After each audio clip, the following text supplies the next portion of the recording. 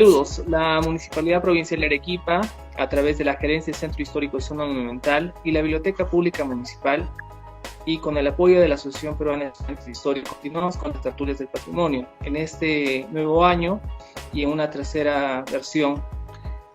En la entrevista que vamos a tener el día de hoy es con el arquitecto, el arqueólogo y conservador e historiador Gonzalo Presbítero Rodríguez, con más de 25 años de experiencia profesional en el campo de la arquitectura, así como docente en la Universidad Católica San Pablo, como docente invitado en la Maestría de Arquitectura en San Agustín, y docente en la Universidad de las Peruanas, y docente invitado en la Universidad Católica de Santa María.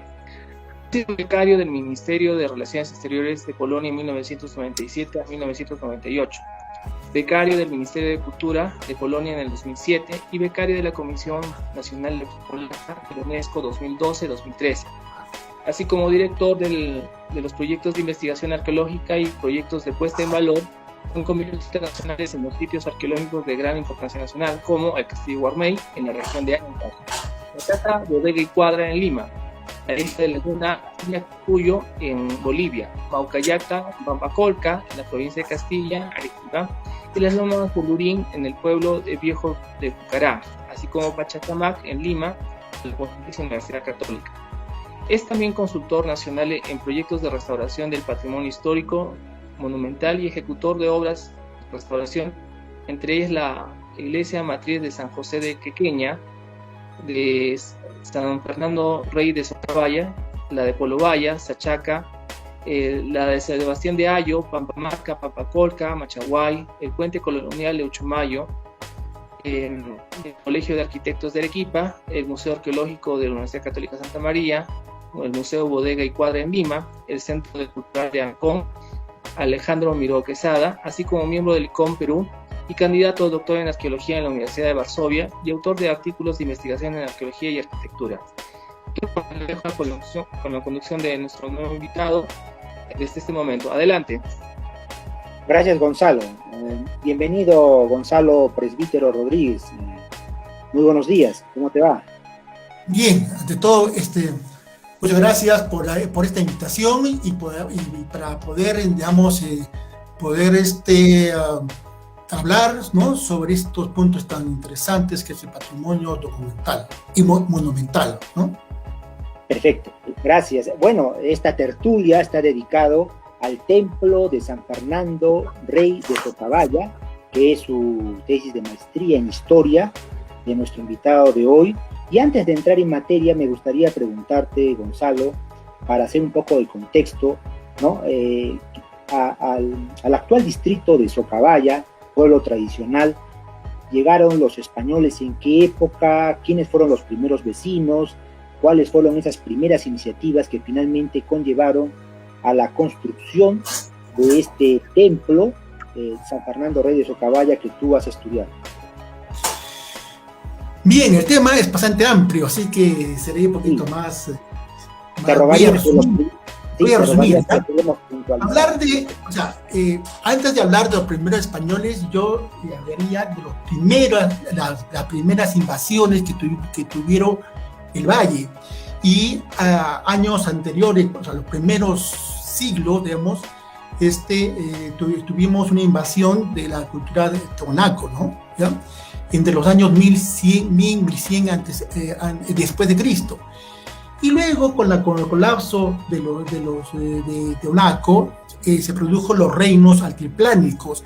Ahí es cuando aparecen los coyaguas, los yupacas y los pacajes entre los años 1200, que van a ocupar, la razón fue que hubo una sequía en Puno y van a ocupar este valle, ¿de acuerdo? Ahora, esta ocupación de estos reinos altiplánicos se le considera como una macroetnia, porque no solamente va a ocupar la parte, digamos, del río Siguas, sino también el río Tambo, hasta San Pedro de Atacama, y el río Loa hasta Bolivia y Argentina, ¿no? O sea, tuvo una gran extensión.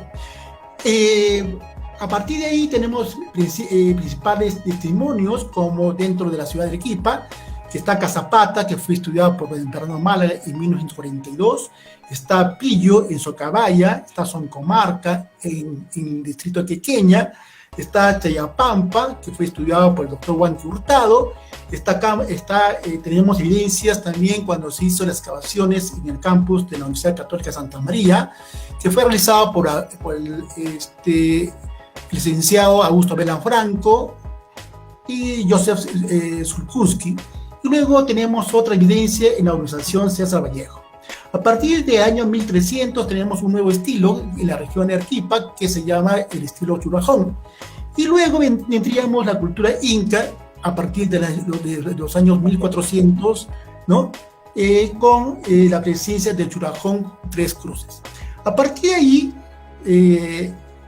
a lo que me olvido, claro. A los 700. Gonzalo, estos vendrían a ser los antecedentes, sí, prehispánicos, los antecedentes prehispánicos a la llegada de los españoles. Los españoles. Pero, digamos, claro, pero ya cuando llegaron los españoles, ¿no? ¿Cuándo fue que se establecieron en Socabaya, ¿no? Y cómo así surge la iniciativa de construir un templo en ese lugar? Ya, a ver, te lo voy a explicar así de esta forma. Que el Valle de Socabaya fue una encomienda de Diego Hernández. ¿En qué año? 22 de enero de 1540. ¿De acuerdo? Ahora, la palabra Socabaya está ya traducida en forma dentro de las palabras españolas, porque significa Sucaya, que significa campo de sepulcros. Los españoles que habitaban en Socabaya también acompañaban a los religiosos evangelizadores. Estos religiosos evangelizadores eran mercedarios, ¿de acuerdo? Entonces, entre los primeros españoles y los mercedarios van a construir en el Valle de Socabaya una iglesia, una primera iglesia que fue destruida en el año 1582. Y luego también fundaron una comarca, ¿ya? Esta comarca, que se conoce como la Maucallasta de Socabaya, también es destruida en 1582, y luego por la erupción, ¿no es cierto?, del nevado del volcán del Huaynaputina en el año 1600. Entonces, bajo esas condiciones se destruye y casi desaparece el pueblo viejo. Bien, dentro de lo que es el repartimiento de Socabaya, que está fundado en el Curacajo de Socabaya, tenemos varios anexos, varios no anexos, sino pueblos, como Lara, Pillo, Cazapata, Las Peñas, El Pasto, Huasacache y Maucallasta, el pueblo viejo, que era el que se había fundado en el año 1582. Bien, entonces, ¿qué hacen los padres mercedarios? Van a fundar varias iglesias, no solamente en la parte del pueblo viejo, sino lo que conocemos ahora en Huasacache. O sea, lo que pasa es que estas iglesias van a ser formadas en los fundos. El fundo de Tamayo. Gonzalo, permíteme que te interrumpa. Nos estás contando de que, bueno, ya tenemos la encomienda establecida en el Valle de Socabaya, y luego la presencia de la Orden de los Mercedarios que erigen, ¿no?, una primera iglesia en el siglo XVI en el antiguo Socabaya, ¿no? Pero sí. Vayamos al templo San Fernando Rey de Socabaya. ¿Por qué adopta ese nombre y cuándo es que se construye este templo? Correcto. Entonces, una vez que casi se destruyen todas las iglesias, todas las capillas, pasamos ahora a la construcción de la iglesia. Entonces, yo en mi estudio, yo lo he dividido en 4 fases, ¿ya? Entonces, pero la primera fase de construcción que va desde el año 1777, digamos, es cuando se adquiere ese terreno, ¿ya? No se compra, es donado por los vecinos, ¿de acuerdo? O sea, este terreno es donado por un grupo de vecinos de Socabaya, que es, el terreno está ubicado en la ladera de un cerro, por eso que está en pendiente, ¿cierto? Y eso va a tener ciertos problemas después en su construcción. Entonces, a partir de 1678 es cuando se crea el curato de Sabandía con viceparroquia de Socabaya. Y ahí comienzan a adquirir esta propiedad. Luego tenemos que en la segunda fase, ¿cierto?, que es el año 27 de enero de 1794, cuando, estando como obispo Pedro José Chávez de la Rosa, lo envía o lo encarga al padre de Zamácula, a Juan Domingo Zamácula, para la construcción de esta iglesia.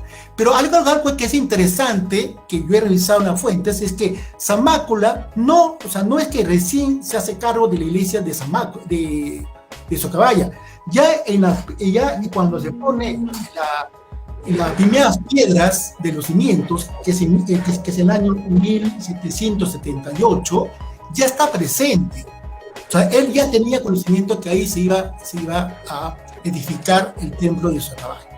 Ahora, permíteme una interrupción.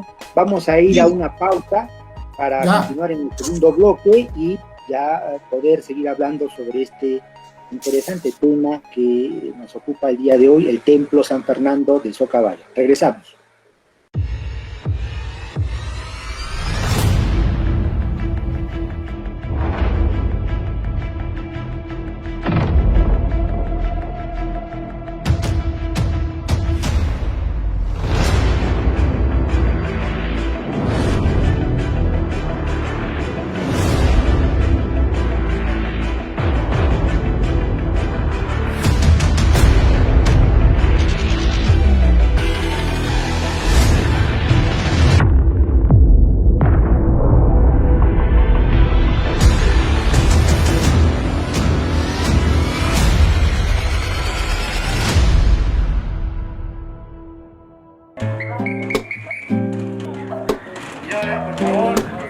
Públicos es para el peatón.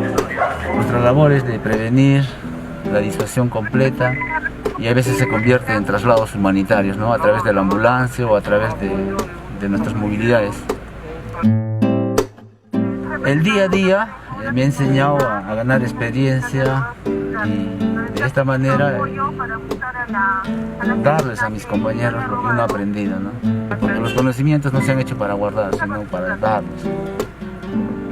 Cuando uno cumple su labor, se siente satisfecho de haber servido a la ciudadanía a través de apoyos, traslados, ocurrencias, y nos vamos felices, ¿no? Con la moral en alto.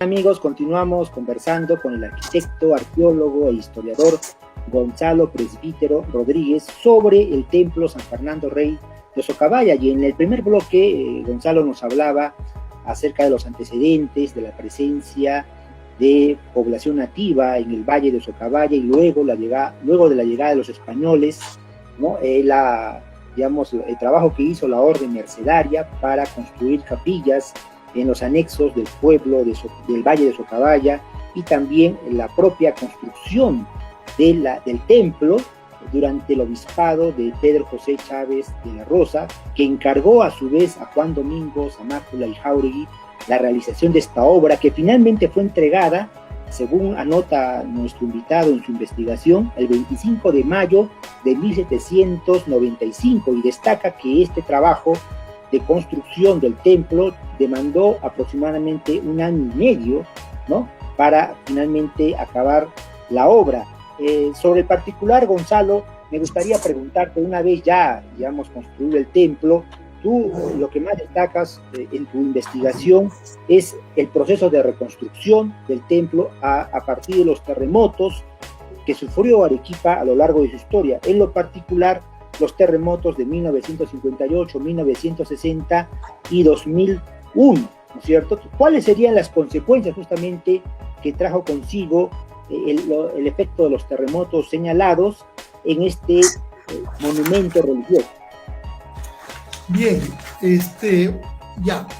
Yo quisiera, antes de hablar de las consecuencias, quisiera aclarar una cosita. Que si bien, lo que pasa es que cuando se pone la primera piedra, y que fue en 1778, se comienza a edificar una ermita pequeña, con los padres que estuvieron antes de la llegada del padre Zamácola, ¿de acuerdo? Entonces ahí estuvieron el padre Martínez, el fray Domingo Juan Sangüenza y Felipe Santos. Ellos hicieron una primera parte. Cuando llega el padre Zamácola hasta la entrega de esta pequeña iglesia hasta en mayo de 1995, solamente entrega una parte de iglesia. Eso quiero aclarar, ¿ya? Porque después, estando como obispo, Leonardo José Rodríguez Bayó, ojo, está como párroco Ricardo Reyes, entre 1880 hasta 1881, un poquito más. Y él es el que va a diseñar los 3 cuerpos más que le faltaba a la iglesia. Entonces, lo que entrega Zamácola es un primer cuerpo. Pero lo que hace Ricardo Reyes, en una forma así, pero gigantesca, es completar los 3 cuerpos más faltantes. Y hace el frontis, el estuque, el camarín a la Virgen, el púlpito y la construcción de los altares. Entonces, ¿Eso fue en qué año? Entre 1880 a 1881. Y acá viene el terremoto. Tenemos que hablar del terremoto de 1868. Este terremoto desbasta toda la ciudad. Ahora, algo interesante que le he hecho en la tesis es que esta construcción anterior de 1880, 68, existía, por ejemplo, una torre de madera. Una torre de madera que estaba construida en iglesia, cuando cierra Ricardo Reyes, ¿de acuerdo? Pero cuando viene el terremoto de 1868, la destruye. Y no solamente la destruye la torre, sino también la casa cural, ¿de acuerdo? Porque ambas eran de madera y la destruye. Y luego va a ser construido ya la nueva torre, que inclusive era de sillar.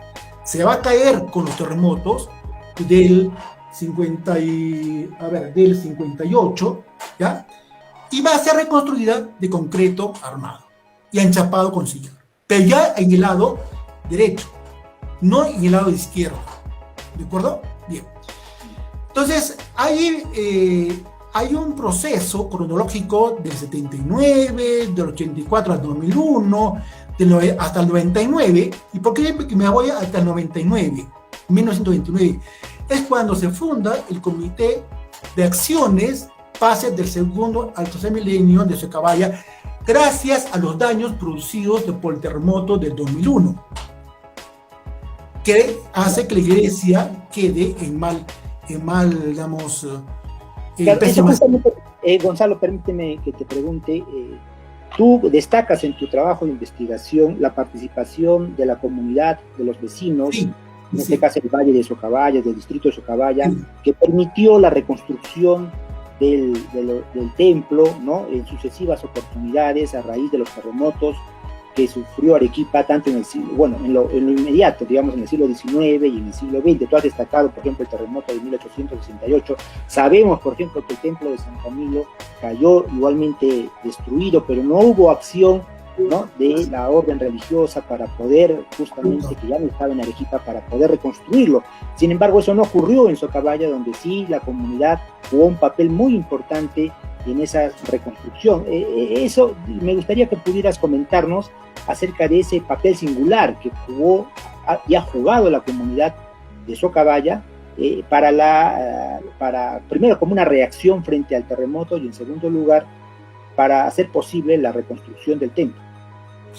Sí, esa es una buena pregunta. Yo creo que la comunidad de Socabaya es una comunidad bastante, yo diría, muy unida, ¿no? Muy unida y pegada de lo suyo. Entonces, esta apropiación que hace la gente de su templo, lo que es lo más sagrado para ellos, hace de que cada vez que se destruye, se levanta, ¿no? Ahora, quiero ponerlo entre comillas esto. Socabaya es un ejemplo de todas las iglesias tradicionales, periféricas, que siempre han tenido un problema, el abandono. Siempre han estado abandonadas, ¿de acuerdo? Y entonces, pero la gente siempre se ponía adelante y siempre hacía la volvía a reconstruir, la volvía a reparar. Lo que no pasó, por ejemplo, en Yarabamba, ni en esta iglesia de... se me ha ido. Bueno, ¿qué pasó en Yarabamba? En Samandía, ¿ya? Esas iglesias también eran preciosas, pero se cayeron con los terremotos y nunca volvieron a reconstruirlas. Lo que pasa en Quequeña, por ejemplo, también la gente quería su iglesia y se comenzó a reconstruir y comenzaron a tener su iglesia. Esa es un poco la apropiación de lo que tiene la gente. Creo que le da el valor necesario a un monumento religioso, porque es lo más valioso que tiene esta comunidad, ¿no? Claro, o sea, ya para fines del siglo XIX, como tú lo has mencionado, entre 1880 y 1881, el templo de San Fernando Rey de Socabaya prácticamente estaba acabado, ¿no es cierto? Porque lo que entregó Zamácola, tú lo has referido, fue una parte de la iglesia, ¿no? La iglesia, la torre, el cementerio y el trazado del nuevo pueblo. Sería lo que acabó en 1795, pero a fines del siglo XIX ya el templo estaba totalmente acabado. Ahora, ¿de qué materiales de construcción, y esta vez interrogo al arquitecto, estaba edificado el templo, ¿no? Primigeniamente? O sea, hablemos del templo ya que acabó de concluir en 1881. Bien, el templo siempre ha sido de sillar, ¿ya? Ahora, siempre ha sido de sillar, y aparte que el templo, gracias a su fortaleza del templo, porque tiene muros de cajón, ¿no?, que están rellenados con cal y canto, ¿ya?, hacen de que esta iglesia esté en pie, ¿de acuerdo? Estos muros tenemos un ancho de 1,80 m, ¿no? Van de 1,70 m, 1,80 m. Es más, el muro de la epístola es más ancho que el muro del evangelio, porque el muro de la epístola está en bajada. Por eso yo te decía que depende de la topografía. Estos, señores que han hecho esta iglesia sabían lo que estaban haciendo. Entonces hay un contrapeso en cuanto a darle la estabilidad necesaria. Pero ¿qué sucede a partir de este siglo? Creo que eso es un tema muy interesante. ¿Por qué? Porque si bien tenemos el terremoto de 58 y el terremoto de 60, sí hubieron ciertas acciones, pero no es que, y eso ya hablo como arquitecto, hay que estudiar la iglesia, hay que estudiar cómo está su cimentación, hay que estudiar su sistema constructivo para aplicar alguna alternativa. Lo que se hizo desde el 73 hasta el 99 fueron parches que no sirvieron para nada, ¿de acuerdo? Esos parches no favorecen, no dan estabilidad a la iglesia, sino perjudican a la iglesia. Y eso lo he comprobado porque quien habla ha hecho el estudio técnico cómo se encontraba esta iglesia. Y muchos de esos parches se han tenido que demolerlos. Y ahora lo que ustedes ven en la iglesia es una iglesia reforzada, ¿no? Consolidada, ¿sí? Pero sin párticos. Ya, quiere decir que hasta 1999, como tú lo has mencionado en tu estudio técnico, prácticamente el templo había sido reconstruido, pero no con materiales lo suficientemente sólidos, o no con un sistema que permitiera justamente garantizar, ¿no? la permanencia del edificio. Luego de la pausa, vamos a continuar conversando con Gonzalo Presbítero y le vamos a preguntar acerca de los efectos que trajo consigo el terremoto del año 2001 para el templo de Socabaya. Regresamos.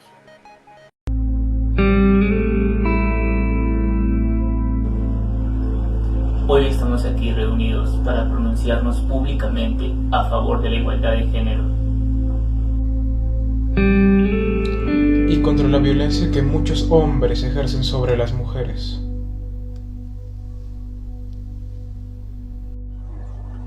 La violencia contra las mujeres es una escandalosa realidad que cada día se extiende más y afecta a toda la sociedad.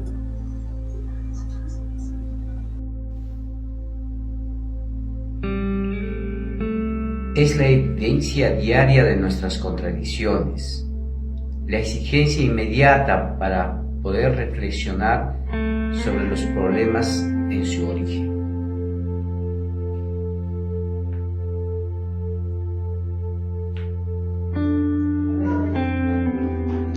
Sus consecuencias son terribles. Miles, cientos de miles de mujeres viven atemorizadas ante una continua situación.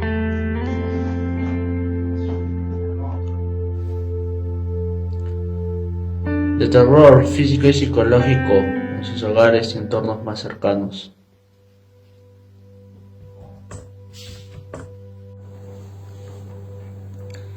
Sorprendentemente, los causantes de este mal no son hombres extraños a las víctimas.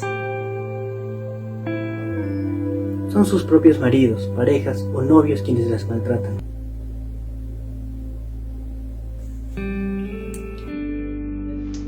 Los agresores, en su mayoría, no son hombres diferentes, especiales o enfermos. Son hombres que basan su seguridad personal en valores que representan el estereotipo tradicional masculino.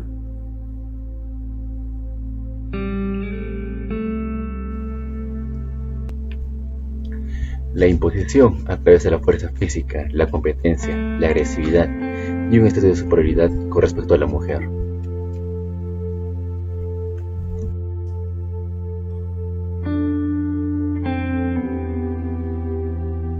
Son hombres que no están siendo capaces de reconvertirse hacia un tipo de relaciones igualitarias, basadas en el respeto mutuo.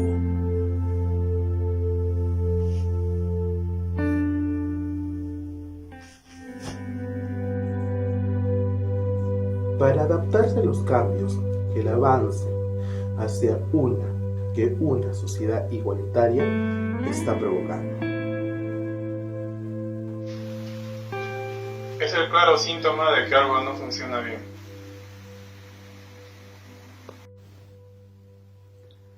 De que una parte de los hombres no está aceptando el cambio y la libertad de las mujeres.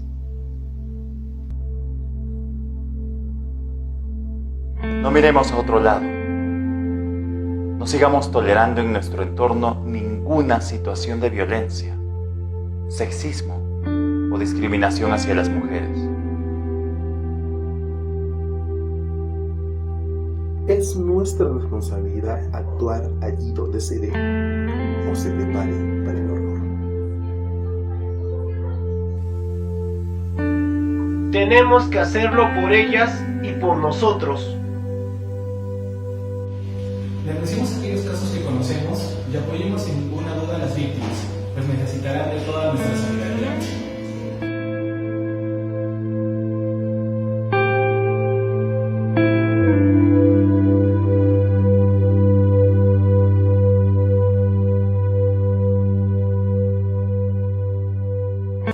Bien, amigos, continuamos conversando con el arquitecto, arqueólogo e historiador Gonzalo Presbítero Rodríguez sobre el templo San Fernando Rey de Socabaya. Ya nos había contado en los dos bloques anteriores, no solo los antecedentes, sino también la manera como fue construido este templo y las consecuencias que sufrió a raíz de los terremotos, tanto del siglo XIX como del siglo XX, para mencionar los más recientes o contemporáneos. Pero nos decía también que los estudios técnicos que él había realizado habían demostrado que hasta 1999 pues, no se había hecho una reconstrucción apropiada del templo, y esto habría sido la causa, ¿no?, de que luego con el terremoto del 2001 pues nuevamente el templo sufriera las consecuencias del embate de la naturaleza. Te pregunto, Gonzalo, háblanos ahora, mejor dicho, de los análisis o de las intervenciones arquitectónicas, ¿no?, que se hicieron en el templo de Socabaya después del terremoto del 2001. Muy bien.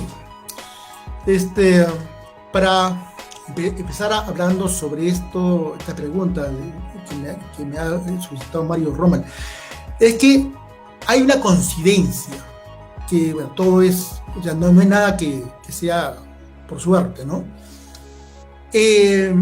Para el 2001, o sea, para el año 1999, cuando se formó esta asociación, ¿no?, de los nuevos, estos vecinos, se nos encargó formular un primer proyecto.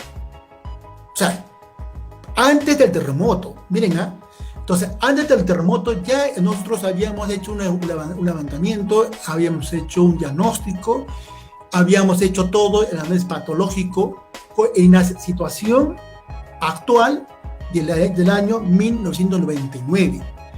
Y luego procede, o sea, se nos viene el terremoto del año 2001, el cual cambió totalmente el proyecto, porque la situación en que se encontraba en el 99 todavía era bastante bueno. Para el 2001, la iglesia quedó totalmente destruida. Digo destruida, no colapsada, ¿no? Hay que diferenciar. No estaba colapsada, sí estaba destruida. Los muros, o sea, todo lo que era las juntas que viene a ser entre sillar y sillar estaban abiertos. Las juntas habían caído. Los contrafuertes y los que habían sido, digamos, estas soluciones intermedias, de acuerdo, que habían sido colocadas en los contrafuertes, todos habían caído, todos estaban agrietados, tenían una grieta de extremo a extremo. Tanto el muro de la epístola como el muro del evangelio estaba totalmente, agrietado, ¿de acuerdo? La bóveda totalmente se veían piezas, inclusive se cayeron piezas, colapsaron piezas, ¿ya? Entonces el trabajo fue bastante duro, bastante pesado, tedioso, para poder primero hacer una evaluación, va a hacer un registro real, cómo se encontraba esto que se acaba. Lo que se hizo primero fueron los estudios previos, que creo que sin afán de hacer una crítica, no existen esos estudios previos. Es fundamental que se hagan los estudios previos. A raíz de los estudios previos, se hizo, por ejemplo, excavaciones arqueológicas. Se hizo, por ejemplo, liberación del piso original. Había, digamos, tú sabes que las iglesias antiguas eran cementerios. Los cementerios quedaban al interior de iglesia. Luego pasa el cementerio a lo que es el atrio.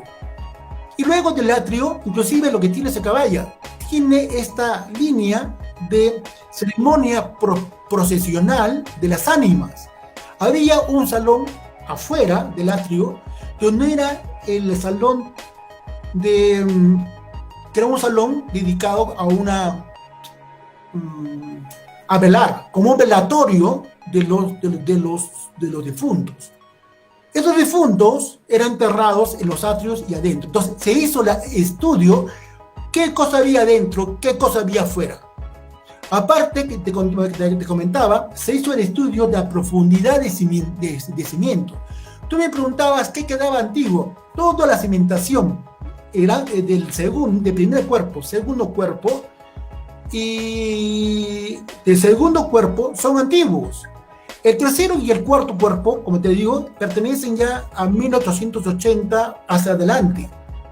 Ahora, la fachada de la iglesia es neoclásica. ¿Por qué? El neoclásico comienza en 1800. Entonces, esa iglesia es neoclásica. ¿De acuerdo? Gonzalo, permítame un minuto, está muy interesante lo que nos estás contando. Habría que precisar en todo caso que después del terremoto del 2001 y a raíz de la reconstrucción del templo, se hicieron importantes hallazgos, ¿no?, que tú has mencionado ahorita, ¿no?, como el velatorio, el cementerio, ¿no?, que estaba en la base del antiguo templo de Socabaya. Otra cosa que se halló, por ejemplo, que había muchos, por ejemplo, inclusive existe, hay por ejemplo arcos, o sea, hay entradas con arco que están tapiados. O sea, antiguamente se ha tapiado, o sea, había sacristías, había bautisterios, había más digamos, espacios que han sido tapiados. Gonzalo, ¿cuál habría sido la razón por la cual tapiaron, ¿no?, esos espacios del templo original, ¿no? No había, digo yo, no había una idea de conservación, justamente tomando en cuenta que se trata de un monumento histórico, religioso, como hoy lo entendemos, pero tal vez en aquella época, en las pasadas reconstrucciones, no había esa concepción, de modo que no hubo pues ese cuidado, ¿no?, de mantener esos espacios que son muy importantes, ¿no?, para preservar la originalidad del templo. Ese arco que yo te digo, por ejemplo, te voy a dar un dato interesantísimo. Ese arco que he encontrado es que lo que pasa es que la iglesia, a partir de 1880 y quizás no se sabe exactamente, cuando se pone un estuque celeste y luego le ponen estrellitas, ¿ya?, ese estuque se lo ha retirado, ¿ya?, el cual no estaba dentro del proyecto nuestro, ¿ya? Vieron la necesidad de sacarlo porque estaba muy dañado y ahora está en sillar. Cuando han sacado este estuque celeste, se ha podido comprobar, por ejemplo, que este arco pertenece a la torre de madera. Esa torre que quedaba en el muro del Evangelio, que está a mano izquierda, ¿cierto?, había una subida hacia el campanario de madera. ¿La torre de madera corresponde a 1795? Sí, claro, sí. No, el 25 no. Esa torre pertenecería a los primeros años de 1800. A ver, antes del terremoto de 1868. Existió una torre de madera. Porque se va a caer con el terremoto de 1868. Correcto. O sea, esa torre, o sea, se entiende que siguieron construyendo, porque después que se entrega esta obra de padre Zamácola, está el padre Rivera, está el padre mercedario Fray Jorge y está el sacerdote Tomás Cáceres, que va hasta 1860. Entonces yo creo que esa torre fue edificada antes del terremoto de 1868. Y ahora, cuando cae esa torre de madera, cierran esta entrada. Ese es un hallazgo muy interesante. Tú también has mencionado de que el templo no colapsó, se destruyó. Eso quiere decir, ¿no es cierto? Eso quiere decir que hay, como tú ya lo venías explicando, hay espacios, ¿no?, que quedan como evidencias, ¿no?, de la construcción original de 1795. ¿Y qué estilos arquitectónicos justamente podemos reconocer, identificar en el templo, tanto del siglo XVIII, siglo XIX como del siglo XX? Mira, yo diría que casi el 80% es neocolonial, porque los altares menores son coloniales, son neocoloniales. El altar mayor también fue hecho en la época de Ricardo Reyes. Entonces, la mayoría de todo lo que estamos viendo es neocolonial. ¿De acuerdo? Lo que quedó, pues yo, las bases, que digo, a ver, son muy poco lo que queda de la época de 1795. La mayoría es un estilo neocolonial. Y eso tú lo vas a ver porque los altares menores tienen un frontis casi triangular. El mismo, por ejemplo, ¿cómo se llama? El mismo inafronte que está en la fachada, eso es un estilo también neocolonial, ¿de acuerdo? ¿Ya? La fachada, la torre, también es hecho a partir, porque la torre se cayó en el año 1958 por el terremoto y fue reconstruido en el 68 por la Junta de Rehabilitación, por la JRDA, ¿no? ¿Ya? Entonces, hablamos que la iglesia, gran parte es neocolonial. Claro, ahora el templo, ya después de la reconstrucción del 2001, el templo ha sido edificado con materiales y reforzado seguramente con nuevos materiales que garantizan poder, digamos, en un hipotético caso, sufrir los efectos de un terremoto. Sí, lo que pasa es que con el nuevo proyecto que fue aprobado por el Ministerio de Cultura, o sea, ahora que es el Ministerio, o sea, antes era el INC, ¿no es cierto? Ahora es el Ministerio de Cultura. Fue aprobado, y no solamente fue aprobado aquí en Tipas, en Lima, por una comisión. La iglesia tiene ahorita, gracias a su ancho de paredes, a lo que es lo que llamamos los muros de cajón, han permitido hacer un reforzamiento inclusive con zapatas. O sea, la iglesia de Socabaya, difícil es que se vuelva a rajar, se vuelva a deteriorar como fue el terremoto del 2001. Gonzalo, estamos teniendo un problema, pero bueno, esta parte final ya queremos despedir, el programa, anunciando que para la siguiente semana tendremos como invitado a la historiadora Inés Jiménez Portugal, quien va a ocuparse del tema del cielo a la tierra, mandas testamentarias en Arequipa, 1750-1850. Los invitamos a que nos puedan acompañar la próxima semana y asimismo agradecer a la Asociación Peruana de Estudiantes de Historia por la difusión de estos programas y por supuesto agradecer a Gonzalo Presbítero Rodríguez, que nos ha acompañado el día de hoy para conversar sobre un tema muy importante que es el Templo San Fernando Rey de Socabaya desde la perspectiva arquitectónica e histórica. Gracias, Gonzalo, por tu compañía. Gracias, Mario. Gracias, Gonzalo, por la invitación y encantado cuando usted quiera. Gracias. Con ustedes, amigos, será hasta una nueva oportunidad.